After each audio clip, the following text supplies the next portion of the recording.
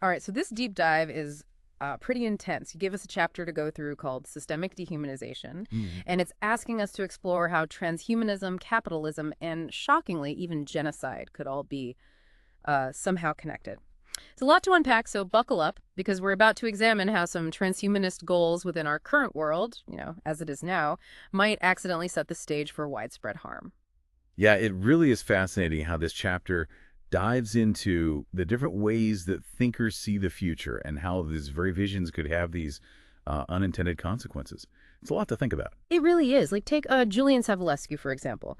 He has this pretty intense idea about moral enhancement. Basically, he's saying that humans are just so flawed, we're riddled with problems, that we just need a major upgrade. Especially with all these powerful new technologies that are emerging. It's kind of a bleak view of humanity, if you ask me.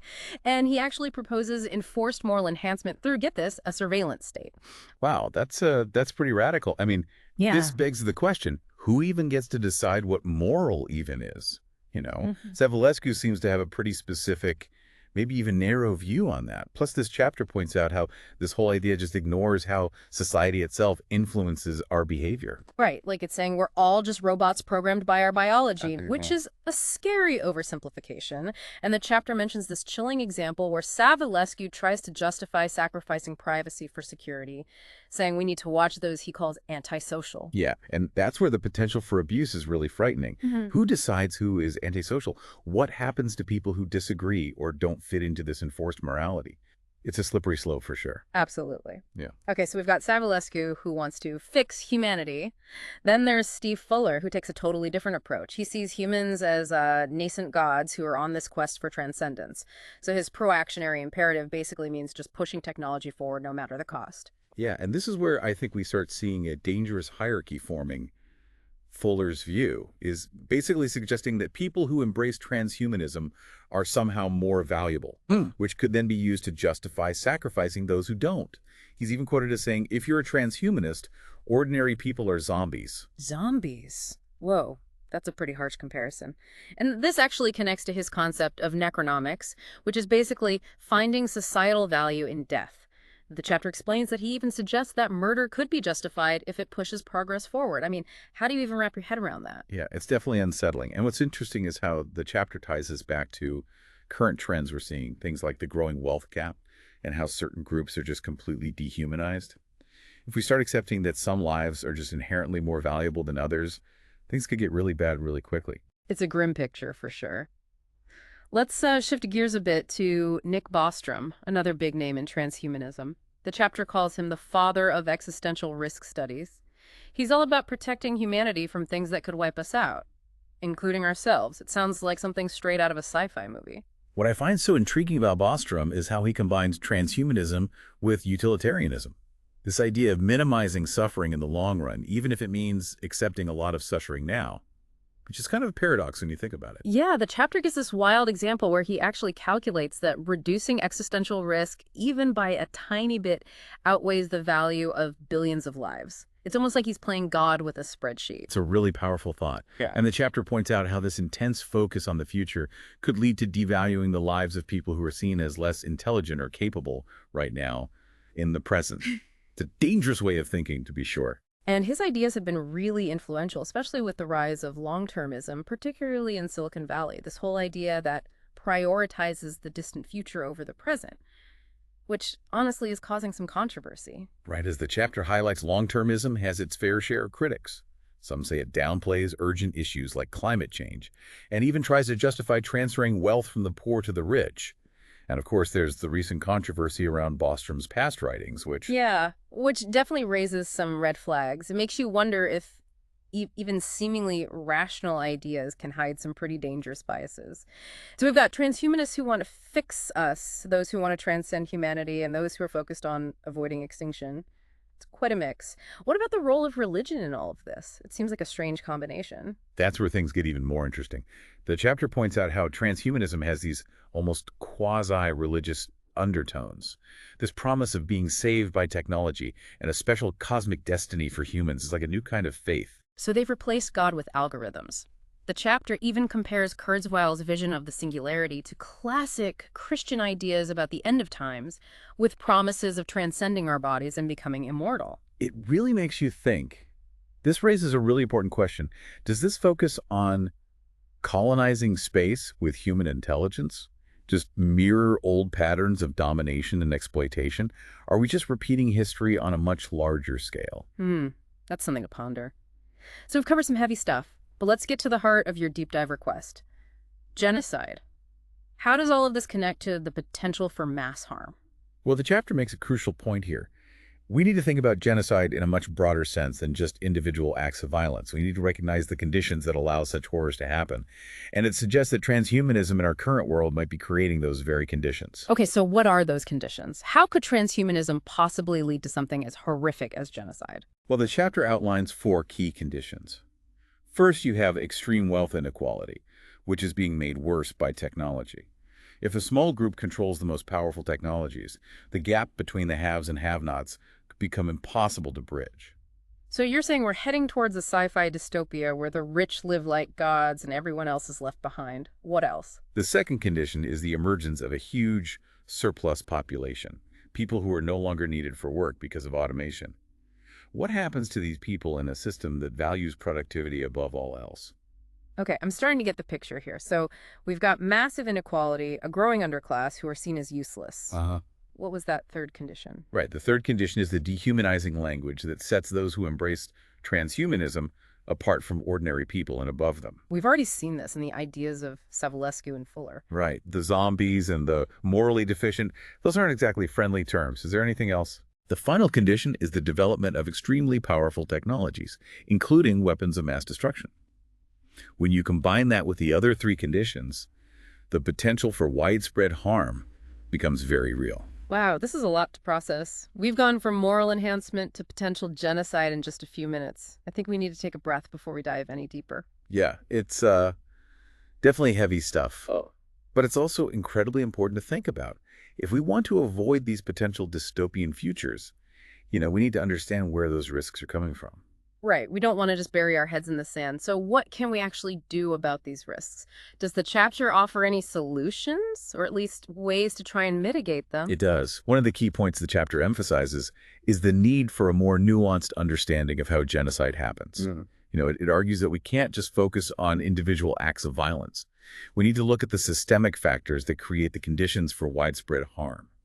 It's like looking at the roots of a problem, not just the symptoms. So it's not just about stopping the bad guys, but about changing the systems that allow them to thrive in the first place.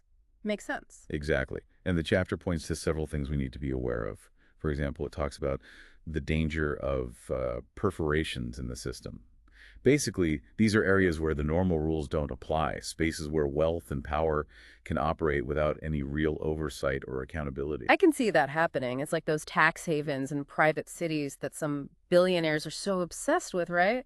Places where they can do whatever they want without having to answer to anyone. Precisely. And this ties into another concern. The chapter raises the rise of ideologies like neoreaction, which basically promotes the idea of replacing democracies with privately owned autocracies run by CEOs. Imagine a world where corporations have more power than governments. It's a bit like a high-tech feudal system. Yeah, it sounds like something out of a dystopian science fiction novel. But the chapter suggests that these ideas are gaining traction among some pretty influential people. And that's why it's so important to be aware of these trends and to challenge them.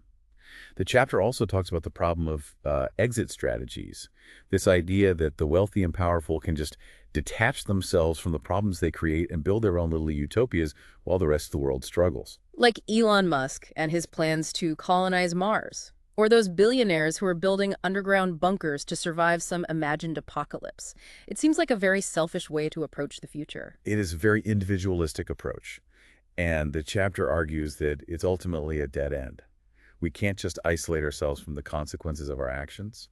The problems we face are global, and we need to find solutions together. So if those exit strategies aren't the answer, what are some more constructive ways to address these challenges? Does the chapter offer any alternatives? It does. One idea that's being discussed even within transhumanist circles is the concept of post-scarcity economics.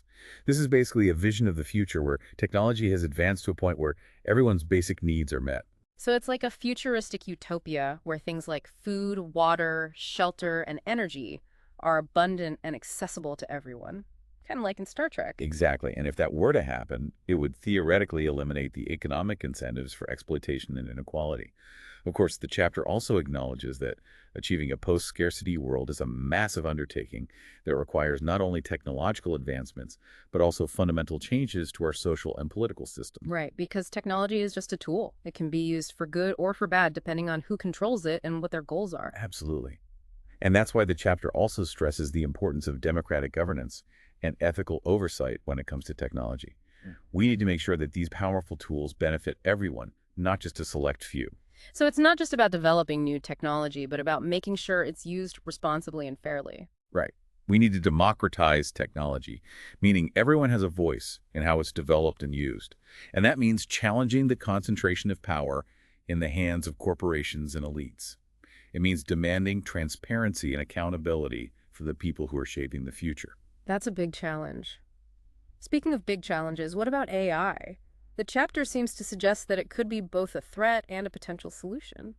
You're right. AI is a double-edged sword.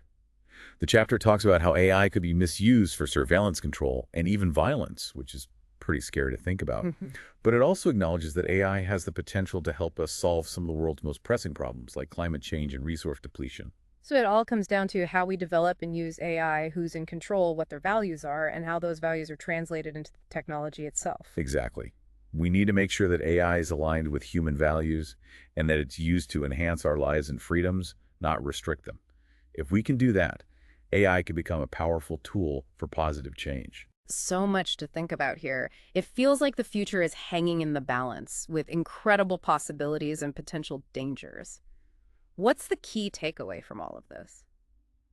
I think the most important message is that we're not just passive passengers on this journey into the future. We have choices to make, decisions that will shape the world we inherit and the world we leave to future generations. We can't just sit back and let things happen. We need to actively participate in shaping the future we want. So it's not about predicting the future, it's about creating it. What an empowering thought, but it also makes you realize how much responsibility we all have. Yeah, it really does make you stop and think, doesn't it? I mean, it's easy to feel overwhelmed by all of this. But I guess that's where action comes in, right? Like the chapter says, just knowing about these things isn't enough. We have to actually do something with this knowledge. You've hit the nail on the head. Understanding the problem is just the first step. Now, the chapter actually talks about how important it is to pay attention to the language we use, the words. Oh, yeah, how so? Well, words like enhancement and progress, they're often used without really thinking about what they actually mean. And they can actually mask potential harm and even reinforce existing inequalities. So basically, we need to be more critical of the stories we're told, especially by people who stand to gain from these technological advancements, right? Not everything that glitters is gold. Exactly. We need to kind of reclaim these terms, redefine what progress really means. Yeah. Does it just mean fancier gadgets and longer lifespans for a select few? Or does it mean creating a world that's fairer and more sustainable for everyone? Right. It's about recognizing that true progress has to involve social and moral advancement, not just technological leaps. And it has to benefit humanity as a whole, not just a privileged few. Absolutely. And this brings up another important point, that the chapter makes the need for a more holistic ecological perspective. Okay, what does that mean exactly? Well, the chapter argues that we can't just focus on individual humans. We have to consider the interconnectedness of all living things and the health of the planet as a whole. So basically, it's about realizing that we're all part of a larger ecosystem and that our actions have ripple effects. What we do to the planet, we ultimately do to ourselves. Precisely. And that means recognizing that the pursuit of unchecked technological progress can have devastating consequences for the environment. We can't just blindly embrace every new technology without considering its impact on the planet. We need to find a balance between technological ambition and ecological sustainability. It's like walking a tightrope. We need to move forward with technology, but we have to do it carefully and thoughtfully, making sure we don't lose sight of our responsibility to the planet. That's a great analogy. And it really highlights the fact that there are no easy answers here. These are complex issues with far-reaching consequences, and they require careful consideration and thoughtful solutions. Well said. So as we wrap up this deep dive, what's the final thought you want to leave our listeners with? What's the main message you want them to take away from all of this? I think the most important message is that the future is not predetermined. It's not something that's just going to happen to us. We have agency. We have choices to make. The decisions we make today, both individually and collectively, will shape the world of tomorrow. That's a powerful message, both hopeful and challenging at the same time. It means we have a responsibility to be informed, to engage with these issues, and to make our voices heard. Exactly. And I think it's important to remember that even small actions can make a difference. Talk to your friends and family about these issues. Support organizations that are working to create a better future. Make conscious choices about the technologies you use and the companies you support. Every little bit helps. So, to our listener, we're not saying you should panic or become a doomsday prepper, but maybe take a moment to look around, become aware of the systems and structures that shape our world, and think critically about the technologies that are being developed. And remember, you have a voice, you have power. Mhm. Use it to shape the future you want to see. That's a great place to end this deep dive. Thanks for taking this journey with us. It's been intense, but hopefully enlightening. Until next time.